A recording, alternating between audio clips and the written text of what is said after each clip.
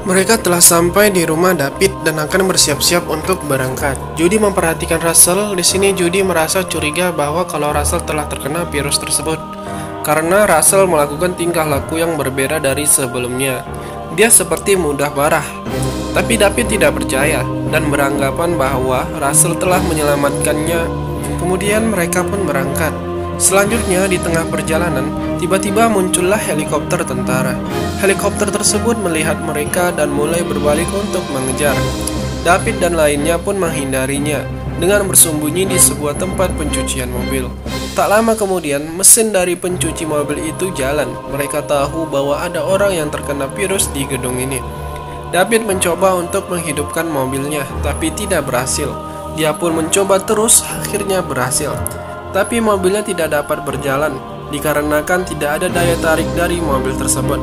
Russell melihat ada yang bergerak. Dia pun terus menembakinya, tapi tidak ada yang kena. Dan akibatnya shotgun yang dia pegang terlempar keluar. Selanjutnya, beberapa orang sakit pun muncul dan mulai menyerang mereka. Pertama, David diserang dari samping. Orang gila tersebut berusaha untuk menarik keluar David.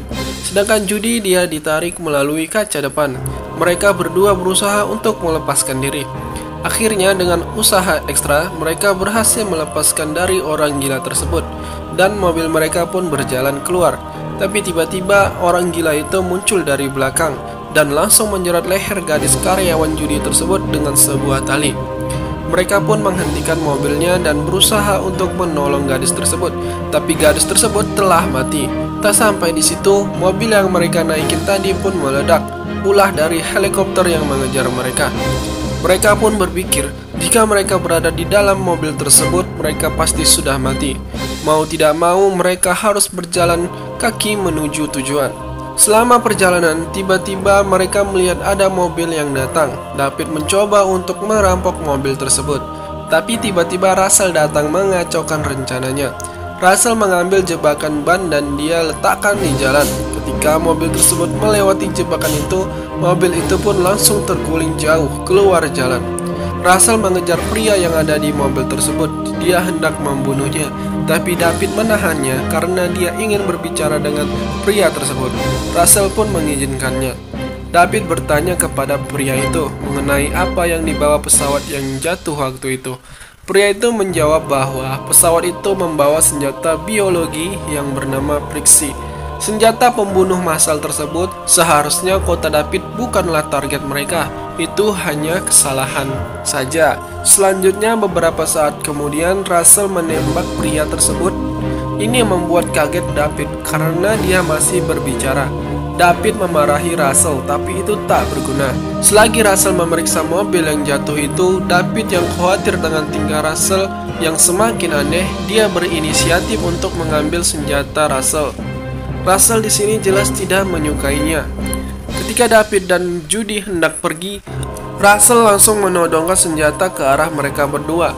Terjadilah percekcokan sebentar. Russell yang tidak bergeming sama sekali dan tetap menodongkan senjata.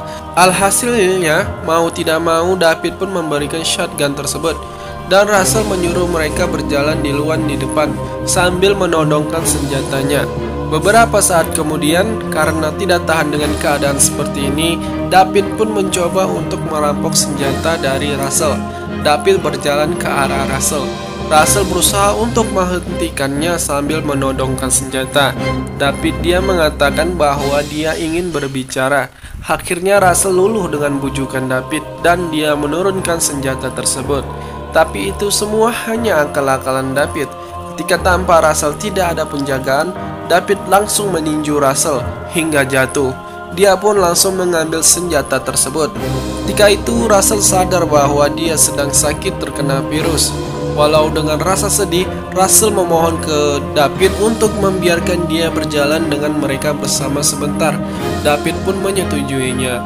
Di malam harinya, mereka menemukan para tentara memblokade jalan. Jika ingin menuju tujuan mereka, mereka harus melewati tentara itu. Tapi itu tidak akan mudah, karena jika mereka melakukannya, mereka pasti ditemukan tentara tersebut. Mereka akan ditangkap dan mungkin dibunuh. Tapi tiba-tiba Russell mengusulkan diri untuk menjadi umpan, agar David dan istrinya dapat melewati tentara tersebut. Russell tahu bahwa dia akan mati walaupun tidak menjadi umpan. Dia ingin melakukan hal yang benar. David dengan rasa sedih harus menyetujui itu, karena tidak ada harapan bagi Russell. Russell pun berangkat, dan David pun dengan perlahan mulai mencoba melewati tentara tersebut melalui semak-semak di pinggir jalan. Russell terus berjalan menghampiri tentara. Walaupun ada peringatan dari tentara itu, dia tetap berjalan. Tapi ketika Russell hendak menembak tentara itu, para tentara itu langsung menembakinya. Sedangkan David, karena perhatian mereka mengarah ke Russell, jadi mereka berhasil melewatinya dengan mulus, dan Russell pun mati yang tidak sia-sia.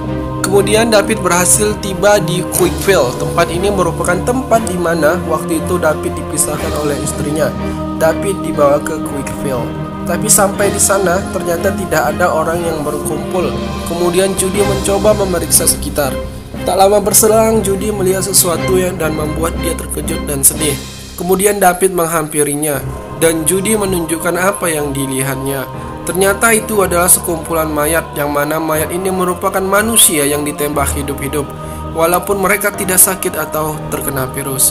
Kemudian mereka memasuki tempat jualan cepat saji, dan di sana ada sebuah truk. David mencoba untuk memeriksanya.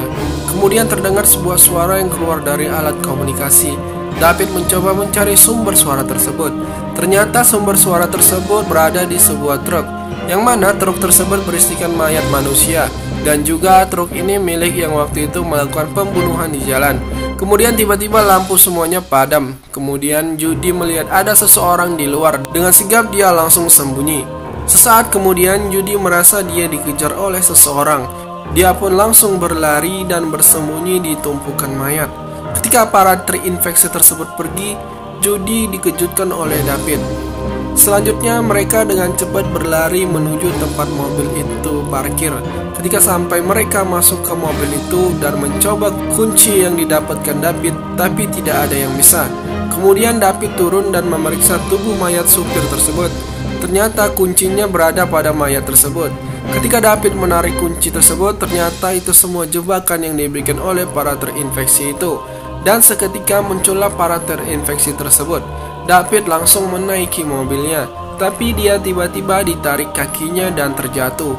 David juga berduel dengan orang infeksi itu, sedangkan Judy dia didatangi oleh orang terinfeksi itu. Ketika orang gila itu masuk ke mobil, Judy sudah bersiap untuk menembakinya, dan pria infeksi itu pun mati. Selanjutnya David berusaha untuk mengalahkan lawannya. David mendorongnya menggunakan sebuah besi. Ketika pria itu terjatuh dan berlumuran minyak, David menghidupkan api dan melemparkannya. Akibatnya dia pun terbakar. Mereka pun pergi dari tempat itu menggunakan mobil. Selanjutnya David menghidupkan alat komunikasi tersebut dan terdengarlah suara hitungan. Dan ketika suara hitungan itu menjadi 0, sebuah suara ledakan dari belakang mereka terdengar. Ledakan yang sangat kuat. Ledakan itu menghantam kota yang pernah ditinggal mereka. Mereka berdua pun terkena dampak ledakan tersebut. Mobil yang mereka naiki berguling. Walaupun begitu mereka berdua masih selamat. Selanjutnya mereka berjalan ke kota yang mereka tuju. Oke, ini semua alur cerita dari film The Crazies. Terima kasih karena telah menonton video tersebut, dan sampai jumpa di video selanjutnya.